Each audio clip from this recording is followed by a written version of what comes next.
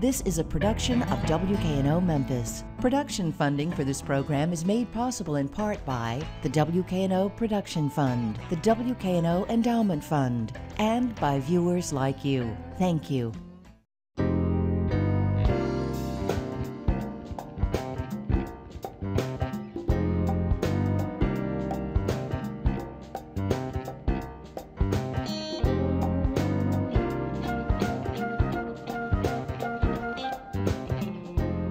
I'm Amy Shannon. Welcome to Local Color. I'm glad you guys are with me today. Thanks. Always Good happy to be back here. So I've got Kevin Kern coming in, and we're going to talk about Graceland for the holidays and Love Elvis' it. birthday coming up, and the Icons exhibit, which is quickly approaching its exit.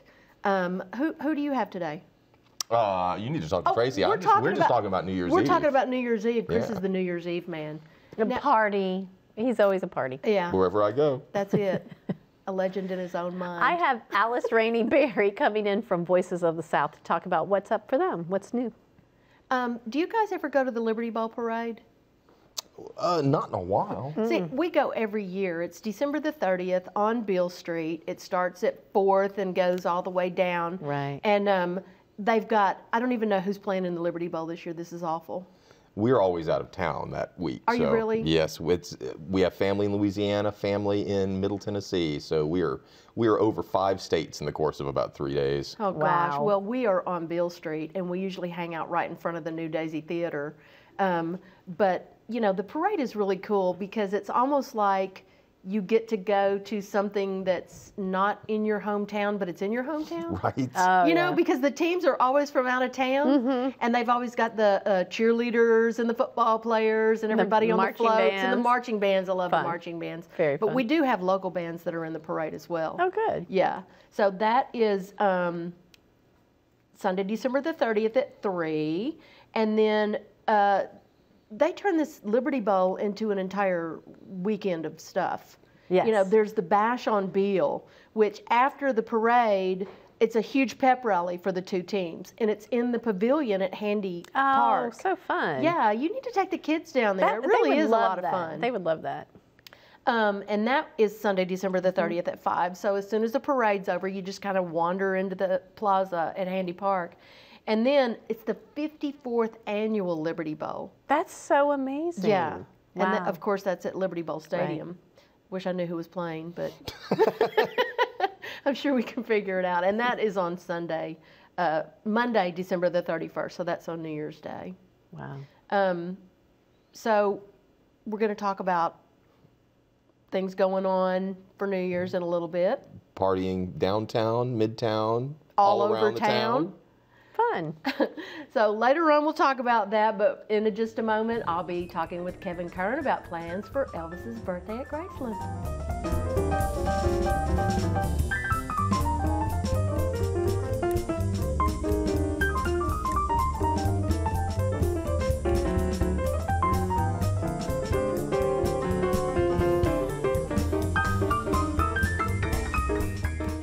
Kevin, I'm so glad you came at this time of year especially. Graceland looks beautiful as usual, all dressed up for the holidays. I know. We were just finishing putting up the decorations and wrapping presents for Christmas and Elvis's birthday. Everything's right around the corner. Well, now, Home for the Holidays is the Yes. theme for this holiday season. Tell me what you have going on. Well, we've got all the traditional decorations that were up when Elvis was living. It's truly like stepping back in time when you walk through the front door of Graceland, but especially this time of year. One of the things that's most unique when you do step through the front doors, Elvis typically had blue curtains in the living room, but he had special red curtains just for the holidays. No way. Yeah. And you put them up for We Christmas? do put them up, the original curtains, they go up, Oh and my it's really goodness. neat to just walk through the house and see how the Presley family as a whole lived. And it was Elvis's favorite time of year. So the house was decorated, top to bottom. He really loved the season, so much so that the decorations actually stayed up through his birthday, which is January 8th. So Oh, my we maintain that goodness. tradition today. So we lit up Graceland earlier this year, and it's always a fun time. When we light up Graceland, there's always a 100% chance of snow. the king let us buy a snow machine. But we always have fun during the holidays, and it's a great time to come and see Graceland. You know, if the kids are out of school, it's something to do. You can be a tourist in your own hometown, and you can go see what 600,000 people annually come to see right here in Memphis. So tell me the hours of operation for the tours in the daytime. Right, we operate from 10 to 4 p.m. and you can go to elvis.com for more information on the hours. Our operating days change throughout the season. Right now we're open 7 days a week. As we cross into the new year, we start to close on Tuesday so we can do some of our routine maintenance. The King's Castle has to have some preservation. It is a historic home, so we use the slower time in our winter months to do some of that necessary work. And now you talked about the birthday, which Yes. is January the 8th. Yes. And I know that you have free hours like 2 or 3 days on the weekend, in the morning and in the Right. afternoon. Every day, actually, at Graceland, we allow folks the opportunity to walk up the driveway at Graceland and go to the grave and pay their respects. And during the busier time around Elvis's birthday, we do that in both the morning and the evening hours. And it's just a way to let folks go pay their respects to the King of Rock and Roll without having to pay an admission to Graceland. It's just the right thing to do. It's what Elvis would have wanted. But, you know, you're right, we are gearing up for the birthday. We're going to have one heck of a birthday cake, as we always do, a birthday cake fit for the King. And, you know, as we enter 2013, it's the 40th anniversary of Elvis's Aloha from Hawaii television special, which that sounds like it was so long ago, but it was television history. It was the world's first satellite televised concert, and more people saw Elvis than man landing on the moon, and it truly was a monumental television and music event. And So you've given me kind of a little glimpse of little what the sneak special things are going on for the birthday. Tell me more. We're actually having the Memphis Symphony Orchestra is doing their part of their pop series is the Elvis At the Cannon Center. Yes, at the Cannon Center, and that is on Saturday, January 5th at 7:30 p.m. Tickets still available, and it'll be a great show as always. But they're focusing on the music of the Aloha from Hawaii special. Oh, that's going to be beautiful. Special guest Terry Mike Jeffries going to, of course, do the vocals as he traditionally does, and always does a great job. And the MSO just does a fantastic job paying tribute to Elvis every year. And if I'm not mistaken, the birthday celebration is like at 9:30 in the morning. Correct. And then the public is invited. Yes, January 8th, 9:30 in the morning, we're going to, we have our Elvis Presley Day proclamation. Mayor Wharton traditionally joins us and does his poetic tribute to Elvis Presley, which has always entertained the fans. You can tell he's a fan too. He truly is, and the fans who come here from around the world love to see Mayor Wharton, and they oftentimes chant AC because he writes these just poetic tributes to Elvis. And then we cut the cake, and everybody gets a piece of cake. everybody gets a piece of cake. It's an awfully big cake, so all of the fans from around the world, all of the Memphians that come out can have a free piece of cake. And also that day, we open up our new exhibit, Which is called, we're going to open up our new exhibit, which pays tribute to Elvis's time in Hawaii. So it's Oh, my how he goodness. vacationed there. He filmed 2 movies, but focusing on this Aloha from Hawaii concert, which is just, it's a monumental year as we celebrate this groundbreaking television event. Now listen, you've told me that I've got to go see Icons. You Tell do. me about Icons. Time is running out on Icons, and sometimes Memphians don't want to go to Graceland because it's, you know, all the tourists are there. But you know, this is one of those exhibits that Memphians have to come and see. Come and see it. I'm looking at you. Come and check it out, because you know, there's so many artists that have been influenced by Elvis Presley.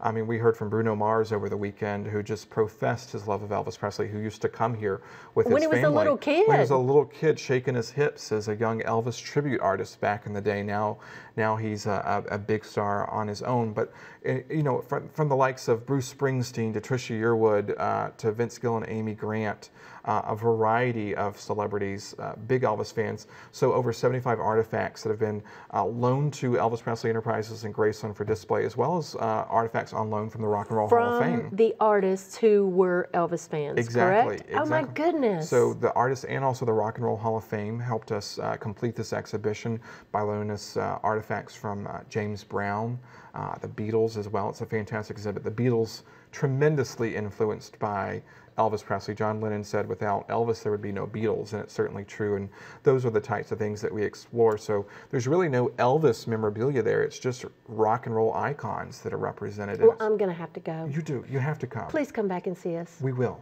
definitely. Thank you, Kevin. We'll be right back with Tracy and Alice Berry from Voices of the South.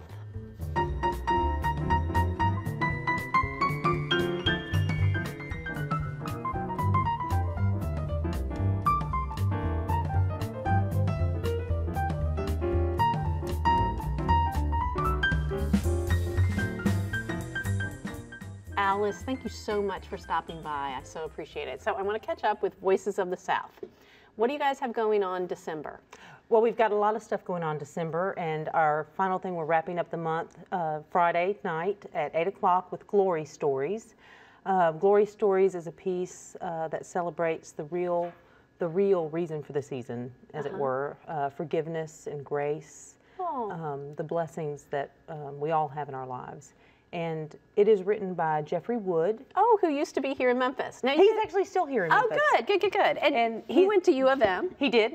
And he also went to New Mexico to get his master's. But he's a published writer. He writes Christian fiction.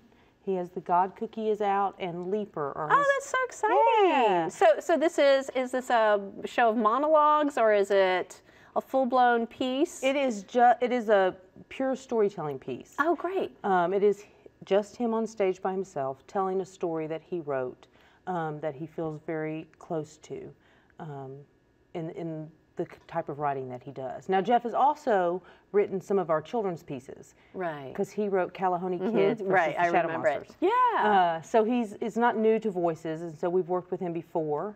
He was actually an actor in Wild Legacy and went to Alaska with us. And so he came to us and said he really loved to remount this piece that he had done back in New Mexico several years ago.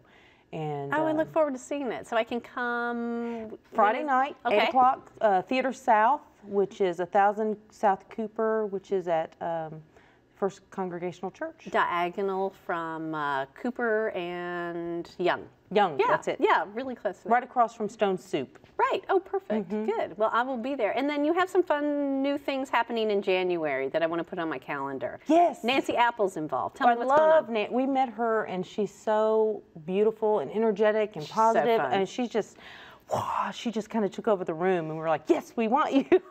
Yeah, so she's going to do January 6th will be our first ever monthly singer-songwriter showdown. Not Smackdown. Not Smackdown, but showdown. I have to do the guns to remember it's a showdown.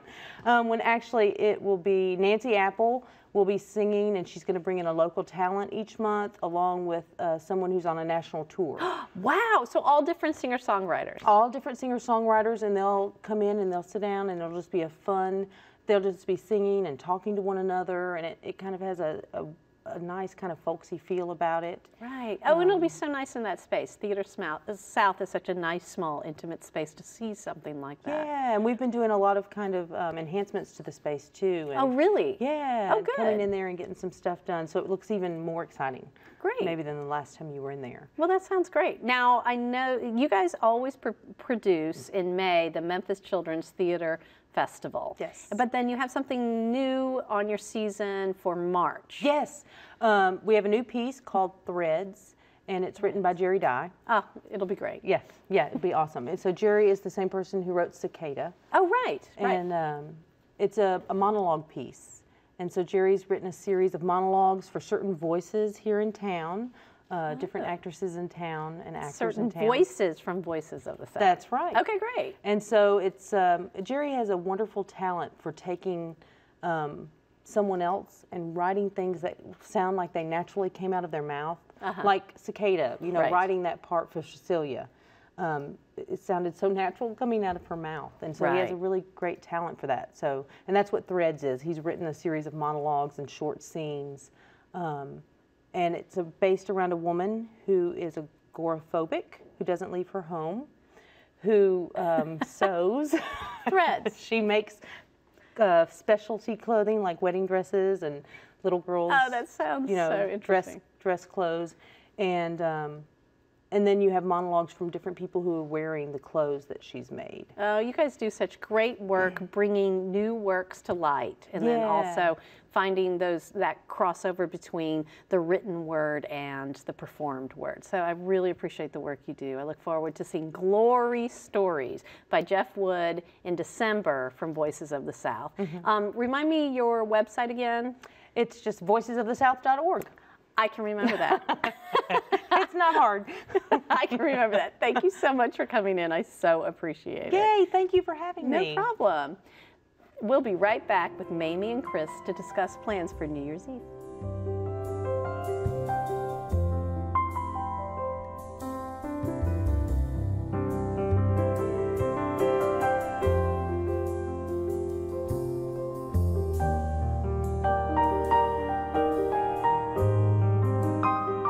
So, Chris, are you sure that there's nothing that you have to say about the Liberty Bowl? Other than it's Tulsa versus Iowa State. You rock. I don't Yeah. care what Tracy says about you. But I always say it to your face. She does. She does. It's comforting.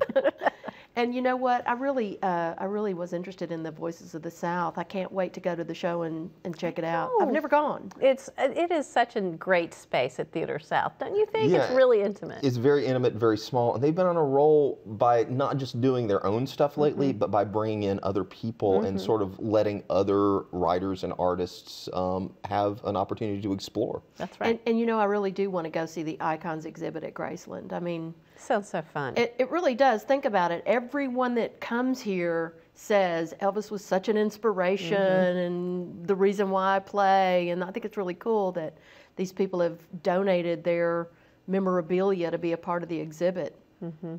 So what are you doing for New Year's Eve? You're going to be out of town. Well, no, I will be back in town by New Year's Eve. And you know, I think that someone, maybe even someone on this set once spoke about Amateurs Night Out.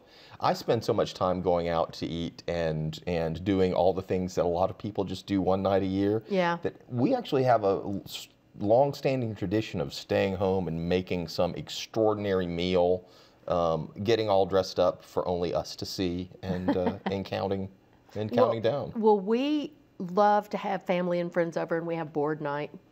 And it's so fun. And it's usually, you know, the trivia games, and if it's music trivia, my husband likes to pride himself in winning, but my niece and I won one year, and that was really a good New Year's Eve for me. You know that the countdown on Beale is the 31st, Right. and it shows on WKNO at 11 live. So if you're on Beale and you're waving at the cameras and hollering and hooping it up, you can actually be seen, and it's shown all over the country. So, you know. Because we are downtown, we may be down for a little bit of that before heading back, before things get too crazy. Yeah. And there's a lot of great stuff going on for people who do want to go out. One thing, I've never gone down on Beale to see the guitar drop. The guitar drop. Yeah, I haven't either. And this year, because of, you know, you heard Kevin talk about Blue Hawaii and Aloha holidays and all of that, and Elvis's birthday, the Aloha theme, the guitar is going to be decorated extra special this year. Is it going to have a lay? Or two. Oh, so fun. I know, That'll I be know. fun. The girls would love to see that. They absolutely would. You know what we do on New Year's is a lot of times we take the kids to the Children's Museum and do the Children's Oh, that's right, in the Museum New Year. afternoon. Yes, it's really, really fun. So they do with the other early, 12. Yeah, Yes, yeah, that's yes. right. That's what it is. They do it at noon, and so they do it in the afternoon. They have a big celebration for New Year's for kids. Well, and an all-ages show is at the Daisy if you wanted to go down on Beale but not be out on the street. Todd Schneider.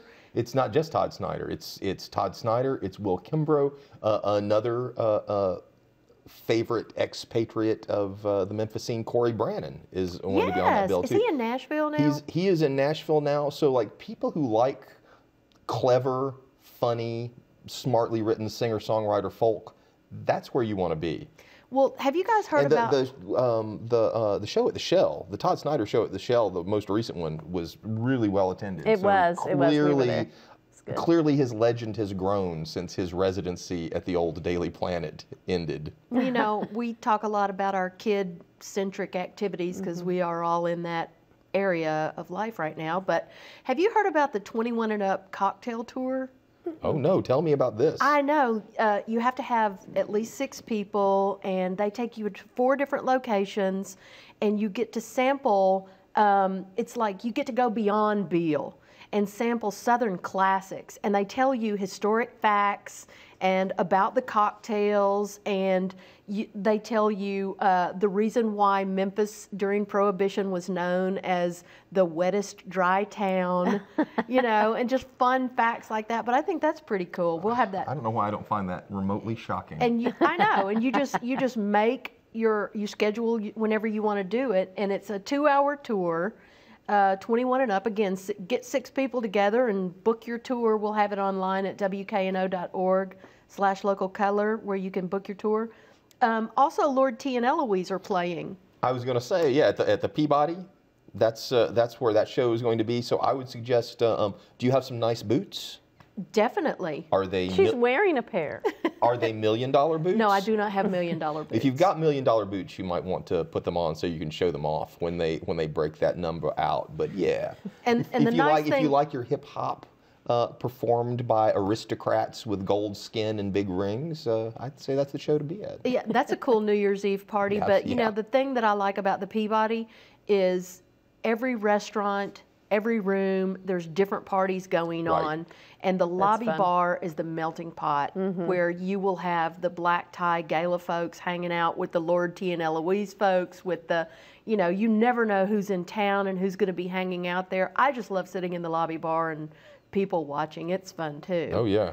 And you know, the High Tone is sadly, Yeah, you know, the High Tone is, you know, now I would say it defines a generation of music in Memphis. It's been with us for some time. It's evolved from a club that mostly booked swing and Americana acts to a much more broad approach to booking, and it's closing. yeah. High Tone Productions is still going to produce shows around town. It's only the building that's going away Yeah. and the opportunity to go get pizza and see something there every night. So if the High Tone is where you grew up, if that's where all of your Memphis music memories are located, this is going to be your last opportunity to ring in a New Year on Poplar Avenue across from the park.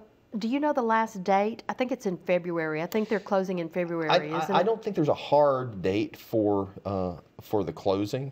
I know it's going to be around for another month, 2 months or so, Well, and you know, but definitely the last New Year's Eve. a lot of people don't tarry far from home, and you could go downtown. If you live downtown, you can go to Ernestine and Hazel's, of course. You can go to Alchemy and Cooper Young. If you wanted to go somewhere like the Beauty Shop, they all have parties that are going on New Year's Eve. But I would suggest that you make a reservation.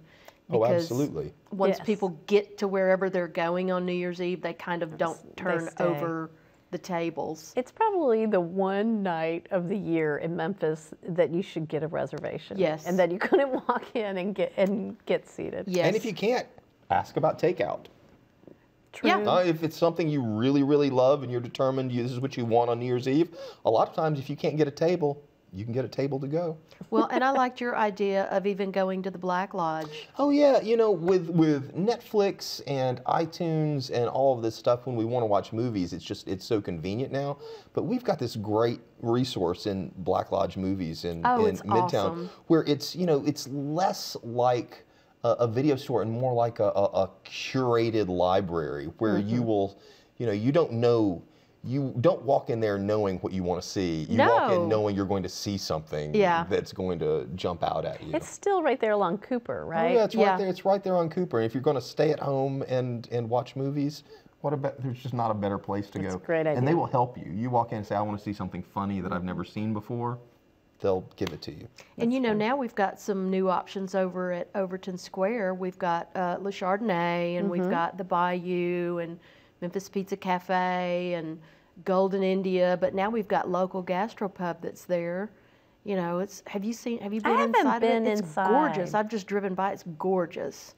I can't wait to see the inside. I'm familiar with the downtown one because that's where I am most of the time.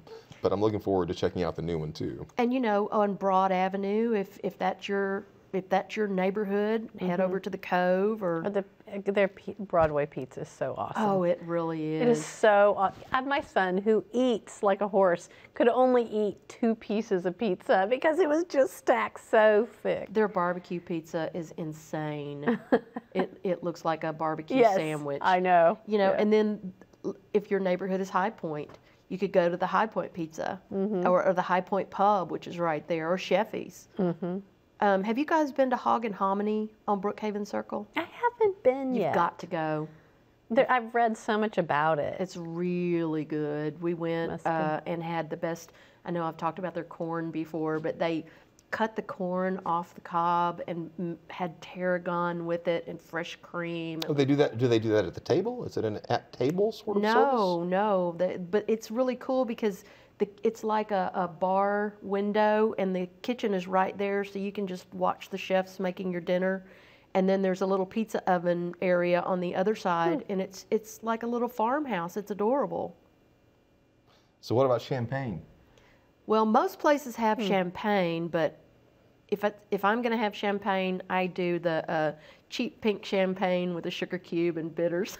Oh, gosh. My grandmother did that, and we still do it. It's awful. I love it. Angostura bitters on a sugar cube with cheap pink champagne. I've never heard of such a thing. Thank There's you guys. probably a reason. I didn't know. Thank you. I wish I hadn't heard of such a thing. Thank you guys so much, and thank you for coming. Please go out and enjoy your local color.